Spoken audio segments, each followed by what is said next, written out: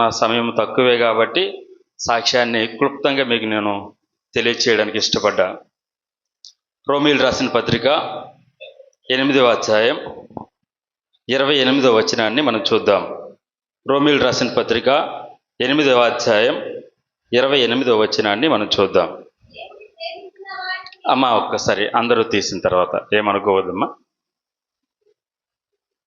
అందరూ తీయండి తల్లి. ఓకే, ఇప్పుడు చదవండి అమ్మా.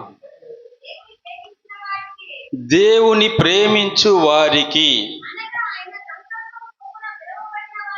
అనగా ఆయన సంకల్పము చొప్పున పిలువబడిన వారికి మేలు కలుగుటకై సమస్తమును సమకూడి జరుగుచున్నవని ఎరుగుదము. హల్లెలూయా. ఈ రోమా పత్రిక క్రొత్త నిబంధనలోనే చాలా శ్రేష్టమైన పత్రిక. పత్రికలన్నింటిలో చాలా కష్టతరమైన పత్రిక పౌలు రాసిన పత్రికల్లో. దీన్ని చదవడం కానీ దీనిని అర్థం చేసుకోవడం కానీ కొంచెం కష్టంగానే ఉంటుంది. ఇంకా లోతుగా దాన్ని అర్థం చేసుకుంటే ఎక్కువ విషయాలు ఈ రోమా పత్రికలో తెలుసుకోవచ్చు. ఈ రోమా పత్రిక అపోస్తులైనటువంటి పౌలు గారు రోమాలో ఉన్న సంఘానికి రాసినటువంటి పత్రిక. అయితే ఈ పత్రికలో ఉన్నటువంటి దరిదాపు 16 అధ్యాయాలు అనుకుంటా. 16 అధ్యాయాలు కూడా రోమాలో ఉన్న సంఘాన్ని గురించి రాశాడు. కానీ ఇక్కడ రోమా 8:28 వచనం మాత్రం, ఈ 28వ వచనం మనం చదువుకున్న వచనం మాత్రం రోమాలో ఉన్న సంఘ విశ్వాసులను అందరినీ ఉద్దేశించి రాసింది కాదు. ఇదేంటిది అనుకుంటున్నారేమో. పత్రిక మొత్తం కూడా రోమా సంఘానికి రాస్తే మరి 28వ వచనం ఆ సంఘంలో ఉన్నవారి అందరినీ ఉద్దేశించి రాసింది కాదు అని ఎలా అంటున్నాము అనంటే, ముందుగా అపోస్తుడైన పౌలు గారు రాస్తూ మాట్లాడుతున్నాడు. ఏమని అంటున్నాడంటే, దేవుని ప్రేమించు వారికి. ఆ వచనం ఎవరికి వర్తిస్తుంది అనంటే, ఎవరైతే దేవుణ్ణి ప్రేమిస్తున్నారో వారిని ఉద్దేశించి మాట్లాడాడు ఆయన. హల్లెలూయా. ఆయన ఉద్దేశించి మాట్లాడాడు. అయితే ఈ అధ్యాయం మొత్తం చూసేటప్పుడు 8వ అధ్యాయం 1 నుంచి దరిదాపు 27వ వచనం వరకు మనం చూస్తే, అక్కడ 1 నుంచి 27వ వచనం వరకు ఒక సందర్భం మనకు కనబడుతుంది.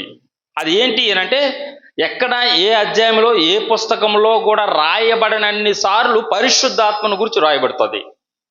20 సార్లు రాయబడి ఉంటుంది. అక్కడ మనకు కనబడుతుంది ఆత్మ ఆత్మ అని బోల్డ్ లెటర్స్లో రాయబడి ఉంటుంది. 1 నుంచి 27 వచనాలు చూస్తే 27వ వచనం వరకు పరిశుద్ధాత్మ దేవుని గురించి మాట్లాడినటువంటి అపోస్తుడైన పౌలు 28వ వచనంకి వచ్చేసరికి డిఫరెంట్ టాపిక్ మాట్లాడుతున్నాడు. డిఫరెంట్ టాపిక్ ఏంటి అని అంటే, దేవుని ప్రేమించు వారికి అనగా ఆయన సంకల్పం చొప్పున పిలువబడిన వారికి మేలు కలుగుటికే సమస్తమును సమకూడి జరుగుతున్నవని ఎరుగుదుము అని అంటున్నాడు. దేవుణ్ణి ప్రేమించే వారికి, ఈ యొక్క వచన ప్రసంగంలాగా మనం చూద్దాం. దేవుణ్ణి ప్రేమించే వారికి సమస్తమును కూడా మేలు జరుగుటికి దేవుడు సమకూర్చే దేవుడై ఉన్నాడు. హల్లెలూయా. మనం క్రైస్తవులంగా చాలాసార్లు మనం మాట్లాడుతుంటాం, కొంతమంది దైవజనులు చెప్పేటప్పుడు వింటాం, ఆదరించబడతాం కూడాను. ఏమని అనంటే, ఏం పర్లేదమ్మా, దేవుడు ఇది మీ మేలు కొరకే చేశాడు అని అంటారు. ఏం కాదమ్మా, ఈ పరిస్థితి దేవుడు మీకు మేలు కలిగించాలనే చేశాడు అని అంటారు. కానీ అందరికీనా? కొందరికా? అందరికీ కాదు, ఇది కొందరికే. ఇక్కడ ఒక ఆప్షన్ ఉంది, ఒక కండిషన్ ఉంది. ఏంటి ఆ కండిషన్ అని అంటే, ఎవరైతే దేవుణ్ణి ప్రేమిస్తారో వారికి మాత్రమే మేలు కలుగుతుంది. హల్లెలూయా. వారికి మాత్రమే మేలు కలుగుతుంది. మరి దేవుణ్ణి ప్రేమించడం అంటే ఎలా? ఇలా కూడికలు పెట్టుకుంటే దేవుణ్ణి ప్రేమించినట్లేనా? కానుకలు ఇస్తే దేవుణ్ణి ప్రేమించినట్లయినా? ఉపవాసం ఉంటే దేవుణ్ణి ప్రేమించినట్లయినా? మందిరాన్ని మనం పట్టించుకుంటే దేవుణ్ణి ప్రేమించినట్లయినా? కానే కాదు. దేవుణ్ణి ప్రేమించడము అని అంటే ఏంటి అని అంటే, మనకి క్రొత్త నిబంధనలో ఒక మాట కనబడుతుంది, రిఫరెన్స్లు చూడక్కర్లేదు. నన్ను ప్రేమించువారు నా ఆజ్ఞలను. హల్లెలూయా. దేవుణ్ణి ప్రేమించడము అని అంటే ఈ యాక్టివిటీస్ అన్నీ కావాలి, ఈ కార్యక్రమాలన్నీ చేయాలి. చేయకుండా ఒక క్రైస్తవునిగా మనం కొనసాగలేము. ఎట్ ద సేమ్ టైం ఏం కావాలి అని అంటే, ఆయన ఆజ్ఞలను గైకొనాలి. హల్లెలూయా. ఆయన ఆజ్ఞలను గైకొంటే ఆయన్ని ప్రేమించే వారం అవుతాం. మనం చాలాసార్లు అనుకుంటాం, నేను ప్రేమిస్తున్నానులే అనుకుంటాం. నువ్వు ప్రేమిస్తున్నాను, నేను ప్రేమిస్తున్నాను అని ఒక మనుషునితో మనం చెప్పేటట్లు, కళ్ళబుల్లి మాటలతో చెప్పేటట్టు ఐ లవ్ యూ అన్నట్లు దేవునితో చెప్తే అవదు. అది దేవుణ్ణి ప్రేమించడం అంటే అంత ఆసామాసి అయిన పని కానే కాదు. ఒక మనిషిని ప్రేమిస్తున్నానని చెప్పడానికి వారికి నచ్చినది ఇచ్చి, వారికి నచ్చినట్లు ఆ పూటకు మనం ఆ పూటకు మనం ప్రవర్తిస్తే సరిపోతుంది. అరే దేవుణ్ణి నన్ను ప్రేమిస్తున్నాడు రా ఈ అబ్బాయి, నన్ను ప్రేమిస్తుంది ఈ అమ్మాయి అనుకుంటాడు. కానీ దేవునితో మనం అలా చేయలేం. దేవుణ్ణి ప్రేమించడము అని అంటే దేవుడు ఏమైతే చెప్తున్నాడో దాని ప్రకారం జీవించడం. హల్లెలూయా. దేవుడు ఏమైతే చెప్తున్నాడో దాని ప్రకారం చేయడం. మరి అలా చేస్తున్నామా లేదా ఎలా తెలుస్తుందండి? ఇంతమంది జనం ఉన్నాం, మేము ఇంత కాంగ్రిగేషన్లో మేము దేవుణ్ణి ప్రేమిస్తున్నామని మా పాస్టర్ గారికి మేము చెప్తున్నాం. ఎలా అంటే బైబిల్ గ్రంథంలో ఇంకొక మాట రాయబడి ఉంది. న్యాయాధిపతుల గ్రంథం 5వ అధ్యాయం 31వ వచనం. 5వ అధ్యాయం 31వ వచనం. యెహోవా నీ శత్రువులందరూ అలాగుననే నశించెదరు. దేవుణ్ణి ప్రేమించువారు బలముతో ఉదయించు సూర్యుని వలె ఉందురు. హల్లెలూయా. దేవుణ్ణి ప్రేమిస్తున్నాము అని అంటే మనం ఎలా కనబడతాము అని అంటే బలముతో ఉదయించు సూర్యుని వలె కనబడతాం. అంటే సూర్యుడు ఎలా కనబడతాడు? ఈ రాత్రిపూట లైట్లు ఆపేసి ఈ ప్రాంతంలో కనబడతాడా? కానే కాదు. తేజస్సుతో కనబడతాడు, వెలుగుమయమై ఉంటాడు, ఎవరునూ చూడలేనంతగా కనబడతాడు. బలముతో ఉదయించే సూర్యుడు అస్తమించే సూర్యుడిలా ఉండడు. సగం సూర్యుడే కనిపించడు మనకి. అర్థమైతేనేమ్మా నా మాటలు? సగం సూర్యుడే కనిపించడు, సంపూర్ణత దగ్గర కనబడుతుంది బలముతో ఉదయించితే సూర్యుడు. దేవుణ్ణి ప్రేమించేవారు సంపూర్ణత కలిగి బలముతో ఉదయించే సూర్యుని వలె ఉంటారు. వారి ముఖం ఎప్పుడు కూడా ఎలా ఉంటాయంటే వెలిగిపోద్ది. వారి ముఖం ఎప్పుడు కూడా ప్రకాశిస్తుంటది. వారి ముఖం ఎప్పుడు కూడా తేజరిల్లుతుంటది. ఏదో కోల్పోయినట్లు, ఏదో దీనంగా ఉండరు. హల్లెలూయా.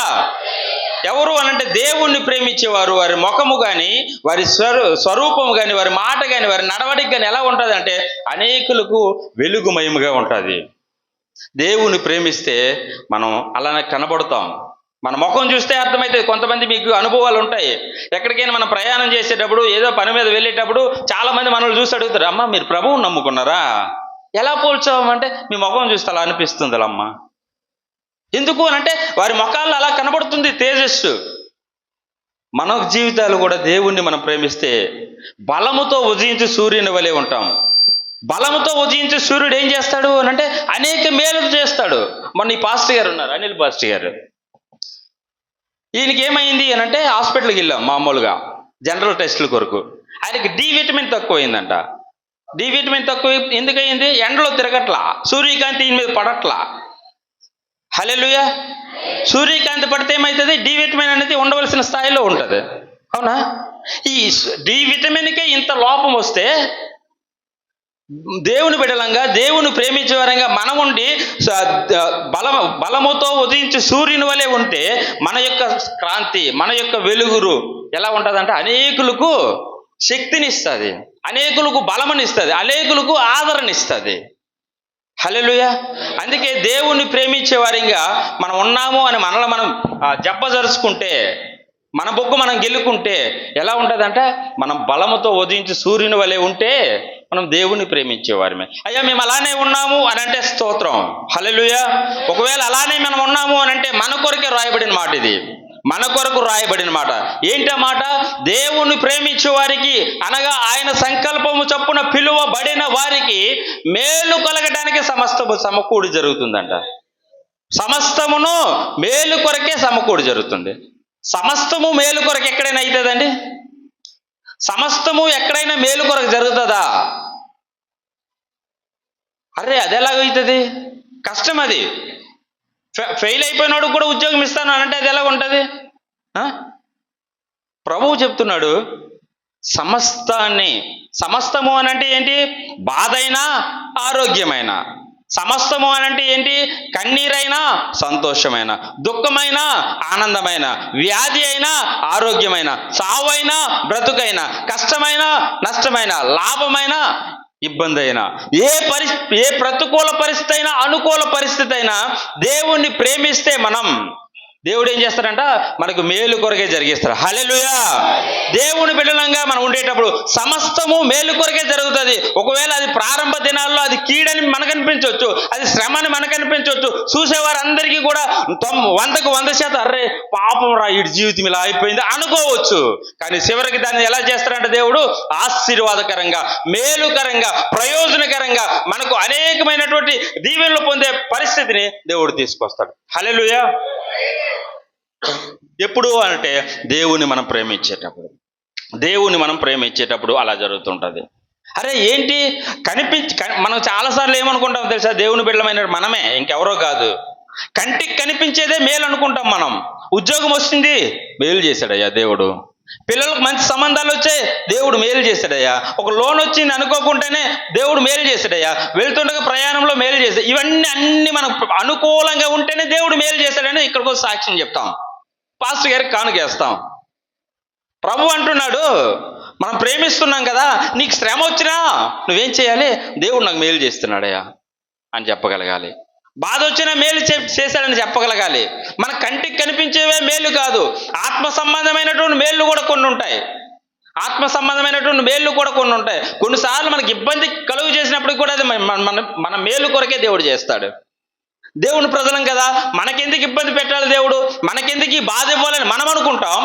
కానీ దేవుడు అంటాడు, ఇర్మీయా గ్రంథం 24:5 ఇర్మీయా గ్రంథం 24:5 ఇలా మాట రాయబడి ఉంటుంది.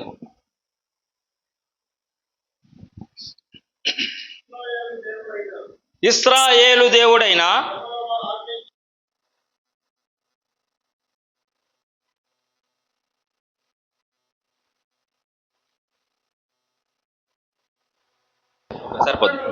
సరిపోద్దన్న వారికి మేలు కలుగవలనని ఈ స్థలము నుండి నేను చెరగా పంపు కల్దీయుల దేశమునకు. అంటే దేవుని ప్రజలైనటువంటి ఇశ్రాయేలీయులు అక్కడ కనబడుతున్నారు మనకి. దేవుని ప్రజలైనటువంటి ఇశ్రాయేలీయులను దేవాతి దేవుడు ఏం చేస్తున్నాడంట, వారికి మేలు కలగాలని వారున్న ప్రాంతం నుంచి కల్దీయుల దేశానికి చెరగా పంపిస్తున్నాడు, జైలుకు పంపిస్తున్నాడు, వేరే దేశంలో బానిసలుగా బ్రతకండి పంపిస్తున్నాడు, వేరే రాజు కింద అణిగి ఉండండి పంపిస్తున్నాడు. ఎందుకొరకంట, మేలు కొరకు. మనం ఎప్పుడైనా అనుకుంటామా, అరే జైలుకి వెళ్ళాను రా దేవుడు నాకు మేలు చేశాడని, అరే బానిసత్వంలో బ్రతుకుతున్నాను దేవుడు నాకు మేలు చేశాడని మనం ఎప్పుడైనా అనుకుంటామా? కానీ దేవుడు చెప్తున్నాడు, అది జైలైనా అది మేలే. హల్లెలూయా. పౌలు శీలలు జైలే అయినప్పటికీ కూడా మేలే. ఎవరికి మేలు? అధికారికి మేలు, చెరసాల అధికారికి. హల్లెలూయా. మన జీవితాల్లో కూడా అంతే. ఏ పరిస్థితి దేవుడు అనుమతించినప్పటికీ కూడా చివరికి అది మేలే. ఆ మేలు కొరకే దేవాది దేవుడు దేవుణ్ణి ప్రేమించే వ్యక్తులుగా కూర్చున్నటువంటి మనందరి విషయంలో దేవుడు మాట్లాడుతున్న మాట ఇది. హల్లెలూయా. కాబట్టి దేవుని సన్నిధిలో మన కంటికి కనిపించేదే మేలు కాదు, కానీ ఆత్మ సంబంధమైనటువంటి విషయాలను మనల్ని సరిచేయడానికి కూడా, ఆత్మ సంబంధమైనటువంటి మేలులతో మనల్ని తృప్తిపరచడానికి కూడా దేవాది దేవుడు కొన్నిసార్లు ఏం చేస్తాడనంట, మనకి ప్రతికూల పరిస్థితులను కూడా అనుభవిస్తాడు. అందుకే ఒక మాట రాయబడి ఉంటుంది, ఏప్రిల్ రాసిన పత్రిక 12:10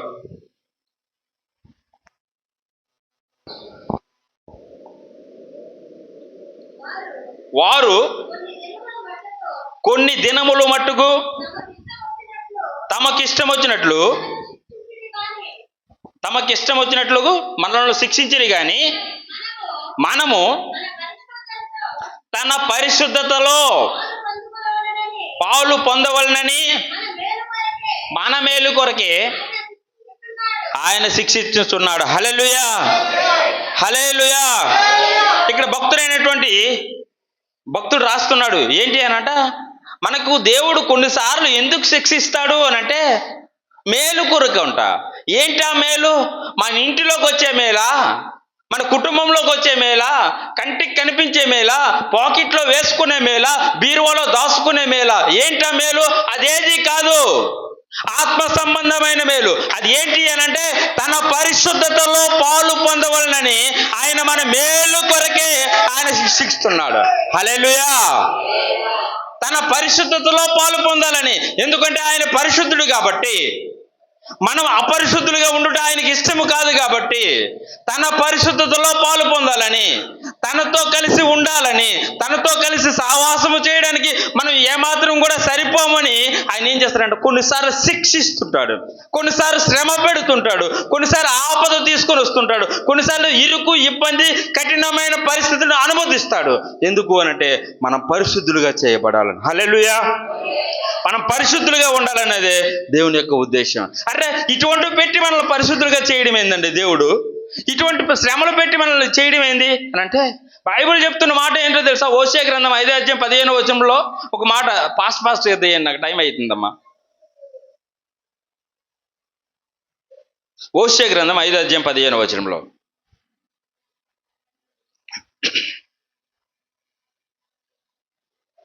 హోషేయ గ్రంథం 5:15 వచనం.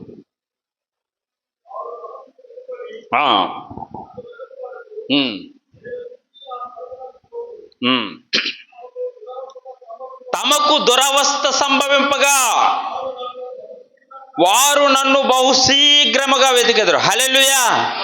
దేవుడు ఎందుకు తెలుసా శ్రమలు పెడతాడో, దేవుడు ఎందుకు తెలుసా ఇబ్బందులు పెడతాడో, అది మనకు మేలైనప్పటికీ అది మనము గ్రహించలేమని తెలిసి కూడా దేవుడు ఎందుకు పెట్టాలి అని అంటే అక్కడ రాయబడింది, తమకు దురవస్థ సంభవింపగా వారికి జరగకూడనిది జరిగినప్పుడు జనులు బహుశీఘ్రముగా నన్ను వెతుకుతారు. హల్లెలూయా. దేవుని సన్నిధికి వచ్చేవారు ప్రతి ఆదివారం ప్రభువుని నమ్ముకున్నాం కాబట్టి, పాస్టర్ తిడతాడు కాబట్టి, రాక తప్పదు కాబట్టి వస్తాం మనం. ఇటువంటి ప్రత్యేక కూడికలకు కానీ ఉపవాస కూడికలకు కానీ ఎవరైనా వస్తున్నారు అనంటే ఎవరో తెలుసా వచ్చేవాళ్ళు శ్రమలతో, ఇబ్బందులతో, ఇరుకులతో, బాధలతో ఉన్నవారే వస్తారు. ఎందుకు అనంటే బైబిల్ చెప్తున్న మాట ఏంటంటే తమకు దురవస్థ సంభవింపగా జనులు బహుశీఘ్రముగా వస్తారు. అందుకే దేవాది దేవుడు కొన్నిసార్లు మనకి ఇటువంటి పనిష్మెంట్లు ఇస్తుంటాడు. కొన్నిసార్లు మనకు శ్రమ ఇవ్వడానికి రీజన్ ఏంటంటే ఆయన సన్నిధిని బహుశీఘ్రముగా వెతకాలని. మనం ఏవేవో వెతుకుతాం, కానీ దేవుడు కోరుకునేది ఏంటో తెలుసా? దేవుని సన్నిధిని వెతకాలని కొన్నిసార్లు శ్రమలు పెడుతుంటాడు. అరే ఈ శ్రమ అనుభవించాలా? తప్పదా? శ్రమ అనుభవం లేకపోతే మనకు మేలు ఉండదా? శ్రమ లేకపోతే మనకు ఆశీర్వాదం ఉండదా అని మనం అనుకుంటాం. ఈ శ్రమ మేలు అనేది, ఆశీర్వాదం శాపము అనేది, లేకపోతే కష్టం సుఖము అనేది, కన్నీరు ఆనందము అనేది ఈ రెండు కావడి కుండల్లా ఉండాలంట. కావడి కుండల్లా ఉంటేనే మన జీవితం సాఫీగా కొనసాగుతుంది. ఒకవేళ ఒకటి ఎక్కువ ఒకటి తక్కువైనా ఏమవుతుందో తెలుసా? తొనిగిపోద్ది. కరెక్ట్గా మోసే వ్యక్తి మోయలేడు, బరువు ఎక్కువైతుంది.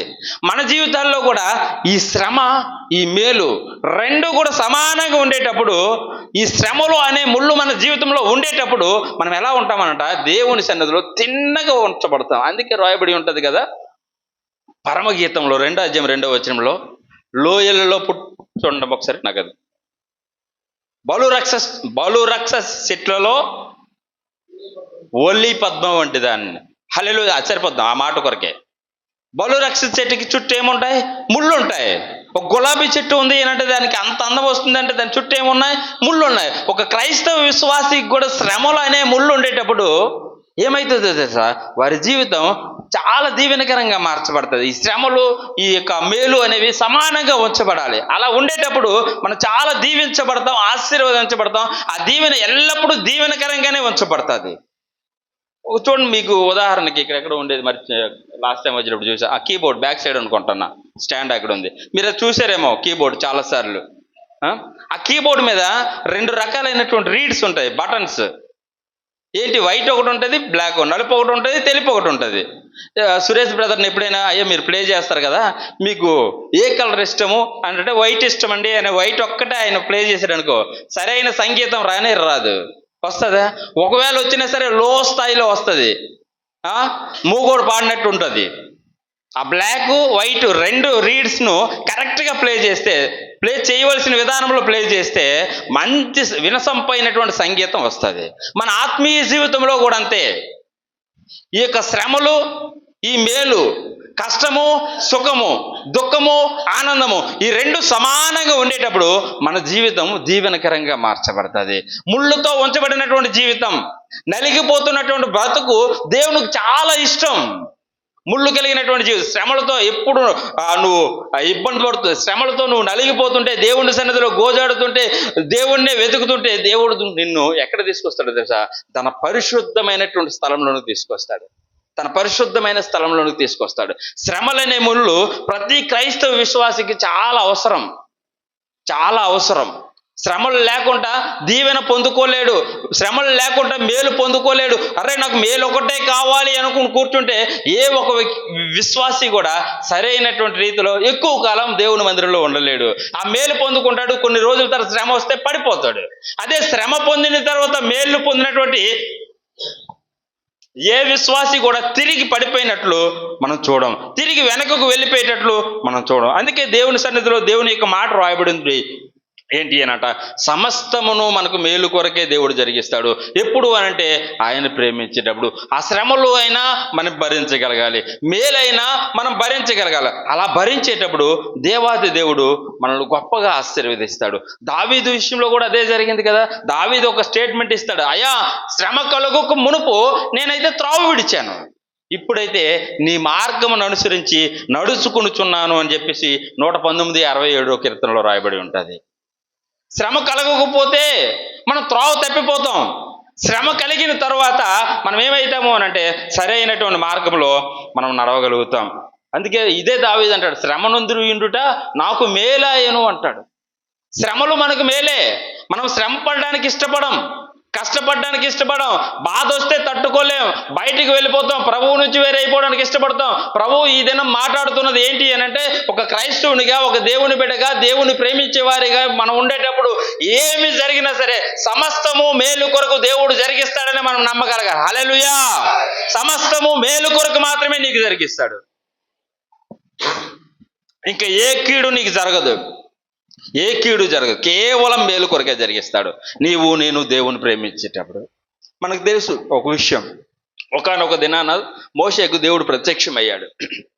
మోషేకు దేవుడు ప్రత్యక్షమయ్యి, మోషే చాలా కాలంగా నేను చూస్తున్నా, హల్లెలూయా, చాలా కాలంగా చూస్తున్నా, కయ్యేను ఏబేలు కాలం నుంచి నీ కాలం వరకు చూసా, నన్ను ఆరాధన చేయడానికి ఎక్కడో బలిపీఠం కడుతున్నారు, ఏదేదో చిన్న చిన్నవి చేస్తున్నారు, ఆ ప్లేస్ మారితే అక్కడి నుంచి నన్ను తీసుకుని పోతున్నారు. ఇదే నాకు నచ్చలేదు మోసే, నేను మీ దగ్గర నివాసం చేయాలనుకుంటున్నాను అని అంటే, మరి ఏం చేయమంటావు ప్రభు అని చెప్పేసి మోసే దేవునితో చెప్పాడు. ఏమీ లేదు మోసే, నేను మీ మధ్య నివాసం చేయాలి అని అంటే నా కొరకు మీరు ఒక నివాస స్థలాన్ని ఏర్పాటు చేయాలి. ఏంటా నివాస స్థలం ప్రభు అని అంటే, నేను చెప్తా దాని ప్రకారం చేయు అన్నాడు. ఒక మందసాన్ని తయారు చేయన్నాడు. ఓకే ప్రభు, మందసాన్న దేంతో చేయాలి అని అంటే చెక్కతో చేయాలంటే మోసే బహుశా సజెషన్ ఇచ్చి ఉండవచ్చు. అరే ప్రభా నాకు చాలా తెలుసు ప్రభా చెక్కలు, మీ ఇష్టం చెప్పండి ఏం చేయాలి, దేవధర్మానా, సరళ వృక్షమా, ఇంకేదా ఏవో పేర్లు చెప్పి ఉండొచ్చు. కానీ దేవుడు చెప్పిన మాట ఏంటో తెలుసా, మోసే అవేమి వద్దు మోసే, అవి చెక్కలన్నీ విడిచిపెట్టు, ఆ చెట్లన్నీ విడిచిపెట్టు, నేను చెప్తా ఊరికి బయట ఉందే, ఊరికి బయట వెలివేయబడిన స్థితిలో ఎవరు దాని నీడను ఆశ్రయించుకుంటూ ఉన్నారో, పనికి రాని చెట్టుగా ఉందో ఆ తుమ్మ చెట్టును తీసుకొని రాను. హల్లెలూయా. ఆ తుమ్మ చెట్టును తీసుకొని రమ్మంటే మోసే ఆశ్చర్యపోయాడు. అదేంది ప్రభువా, విలువైనవి ఇన్ని ఉన్నాయి కదా, చాలా విలువైనవి ఉన్నాయి, వీటిని ఏమీ కాదనుకుంటా ఆ ఊరికి బయట ఏదో పారంభోగ స్థలాల్లో గవర్నమెంట్ వాడు వేసి విత్తనాలు వేసి పెంచినటువంటి ఆ చెట్టునా, దాని చుట్టూ ముళ్ళే ప్రభువా, ఎవడు పిల్లలు కూడా ఆడుకోవడానికి ఇష్టపడరు ప్రభువా, అది నీకు కావాలంటే అదే నాకు కావాలి అన్నాడు. కారణం ఏంటి అంటే తన మామూలుగా మనం క్యాజువల్గా చూసుకుంటే చెట్టు నిండా కూడా పుళ్ళు ఉన్నాయి. ఒక క్రైస్తవునిగా మన జీవితాల్లో కూడా అన్ని శ్రమలు మనం అనుభవించేటప్పుడు మందసం ఏ విధంగా అయితే అతి పరిశుద్ధమైన స్థలంలో ఉంచబడిందో, మందసం ఏ విధంగా అయితే బంగారు రేకులతో తాకబడిందో మనం కూడా అలా ఉంచబడతాం. మందసం మీద ఏ విధంగా అయితే కరుణ పీఠం ఉంచబడిందో మన జీవితాల్లో కూడా దేవుని యొక్క కృప ఉంచబడుతుంది. హల్లెలూయా. ఎప్పుడు అని అంటే మన జీవితాల్లో శ్రమలను మనం ఇష్టపడకుండా ఈ శ్రమలే కావాలి ప్రభా, శ్రమ అయినా పర్వాలేదు ప్రభా, నువ్వు మేలు చేస్తావని ఎప్పుడైతే మనం అనుకుంటామో అప్పుడు మన జీవితాల్లో దేవాతి దేవుడు అట్టి కార్యాన్ని చేయడానికి ఇష్టపడేవాడై ఉన్నాడు.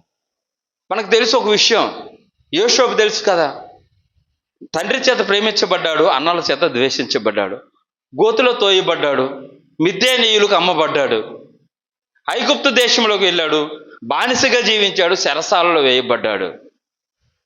వేయబడిన తర్వాత కరువు వచ్చినప్పుడు వారి అన్నలు వచ్చారు. అన్నలు వచ్చేటప్పుడు వారితో మాట్లాడే మాట ఒకటే, అయ్యా చూడండి లాస్ట్ అధ్యాయం, ఆదికాండం లాస్ట్ అధ్యాయం 20వ వచనం.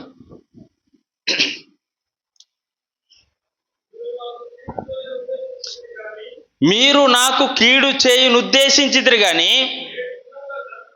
నేటి దినమును జరుగునట్లు అనగా బహు ప్రజలను బ్రతికించినట్లుగా అది మేలుకే దేవుడు ఉద్దేశించెను. హల్లెలూయా. యోషేపును వారి అన్నలు వెలివేసేటప్పుడు, తోసివేసేటప్పుడు బాధపడలే. ఒకవేళ బాధపడినా తాత్కాలికంగా ఉంచుకున్నాడు, ఆ శ్రమను తాత్కాలికంగా చూశాడు ఆయన.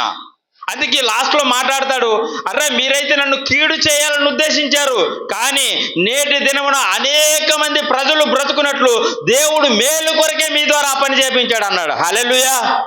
మన జీవితంలో కూడా ఎవరి ద్వారా ఏ విధమైనటువంటి ఇబ్బంది, ఇరుకు, అటువంటి పరిస్థితులు మనం అనుభవించినా చివరికి గమ్యం ఏంటో తెలుసా? అది మన మేలు కొరకే. హల్లెలూయా. ఒకవేళ ఎవరు మనకు ఆ విధమైనటువంటి పరిస్థితిని కలుగు చేసినా దాని విషయంలో మనం ఎప్పుడూ చింతించొద్దు, దేవుణ్ణి దూషించొద్దు, వారి మీద నిందలు వేయొద్దు. కానీ దేవుడు మనకు మేలు చేయబోతున్నాడు, దేవుడు మనకు మేలు చేయబోతున్నాడు అనేటువంటి ఒక గొప్ప ఉద్దేశం కలిగి మనం జీవించగలిగేటప్పుడు దేవాది దేవుడు నిజంగానే సమస్తము మేలు కొరకే జరిగించడానికి ఇష్టపడతాడు. సమస్తము మేలు కొరకే చేయడానికి ఇష్టపడే దేవుడు అయి ఉన్నాడు. హల్లెలూయా. చాలా మంది ఈ చిన్న చిన్న శ్రమలను తట్టుకోవడానికి ఇష్టపడరు. అర్రా ఈ శ్రమ నాకు వద్దురా బాబు అంటారు, ఈ శ్రమ నాకు వద్దు అని అంటారు. 2 వ్యక్తులు ఉన్నారు బైబిల్లో, ఆ 2 వ్యక్తులను చూపించి నేను ముగిస్తా. ఆ 2 వ్యక్తులు మనం చూద్దాం. నిర్గమకాండం 14వ అధ్యాయం 12వ వచనం. నిర్గమకాండం 14వ అధ్యాయం 12వ వచనం.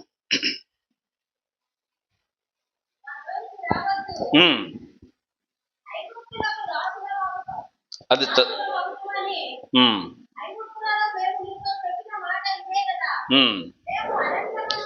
మేము ఈ అరణ్యమందు సచ్చుట కంటే ఐగుప్తులకు దాసుల మగుట ఏ మేలు అన్నారు. హల్లెలూయా. వీరు చూడండి, ఇశ్రాయేలీయులైనటువంటి దేవుని ప్రజలు, వీరు మాట్లాడుతున్న మాట ఏంటి అని అంటే, అయ్యా ఈ అరణ్యమందు సచ్చే కంటే మేము విడిచి వచ్చినటువంటి ఆ ఐగుప్తు దేశంలోకి వచ్చి సావడమే మేలు అనుకున్నారు. ఈ క్రైస్తవ జీవితంలో ఈ శ్రమలు అనుభవించేదానికంటే, ఈ క్రైస్తవ జీవితంలో శ్రమలు, కష్టాలు, దుఃఖాలు అనుభవించేదానికంటే ముందు నడిచినటువంటి ఆ పాప జీవితంలో సావడమే మేలు, ఆ విగ్రహారాధనలో బ్రతకడమే మేలు అనుకుంటారు చాలా మంది. ఈ విధమైనటువంటి ధోరణి కలిగే క్రైస్తవులు ఉన్నారు, ఆనాడు ఉన్నారు, ఈనాడు ఉన్నారు. కానీ ఇంకొక భక్తుడు మాట్లాడుతున్న మాట ఏంటో తెలుసా? ఏప్రిల్ రాసిన పత్రిక 11వ అధ్యాయం 24వ వచనంలో ఏం మాట్లాడుతున్నాడు చూడండి.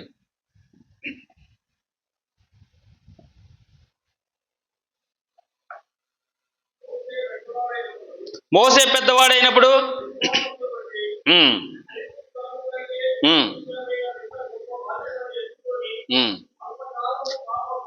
అల్పకాలము పాప భోగము అనుభవించుట కంటే దేవుని ప్రజలతో శ్రమ అనుభవించుట మేలని అనుకున్నాడు. ఇక్కడ మనం గమనిస్తే ఇశ్రాయేలు ప్రజలందరూ కూడాను పాప జీవితంలో సచ్చుట మంచిదనుకున్నారు. దేవుని సేవకుడైనటువంటి నాయకుడు దేవుని ప్రజలతో శ్రమైనా సావైనా అది నాకు మేలే అంటున్నాడు. కాబట్టి దేవుని ప్రజలంగా మనం ఏ విధమైనటువంటి తీర్మానంలోకి వస్తాం?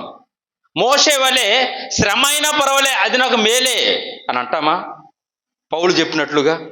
అలా కాకుండా ఇశ్రాయేలీయుల వలె అరే ఈ క్రైస్తవ్యంలో ఈ శ్రమలు అనుభవించుట కంటే, మందిరానికి వెళ్ళి ఈ కష్టాలు అనుభవించుట కంటే పాప జీవితంలో మాకు నచ్చినట్టు జీవించడమే మేలు అనుకుంటామా?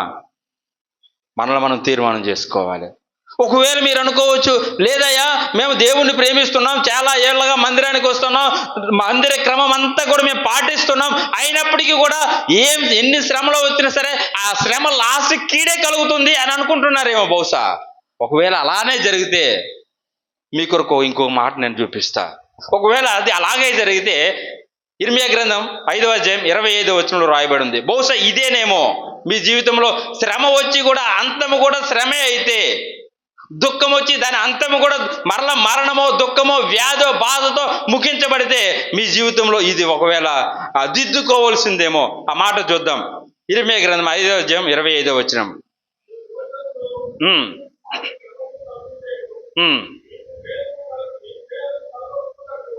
మీకు మేలు కలుగుకుండుటకు మీ పాపములే కారణం. హల్లెలూయా.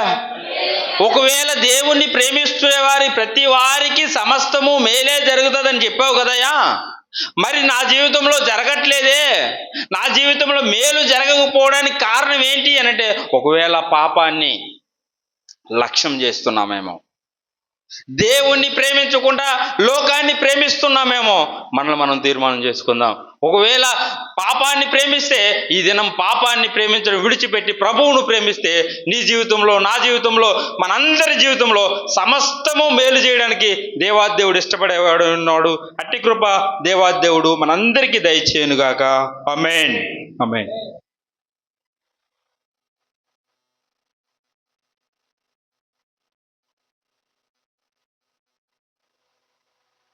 Praise the Lord. హల్లెలూయా.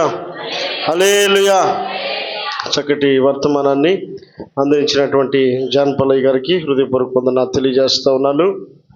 ఈ సమయం మందు ఒక చిన్న పల్లవి, ఒక చరణం పాడుకొని తదుపరి రెండవ ప్రసంగంలోకి కొనసాగుదాం.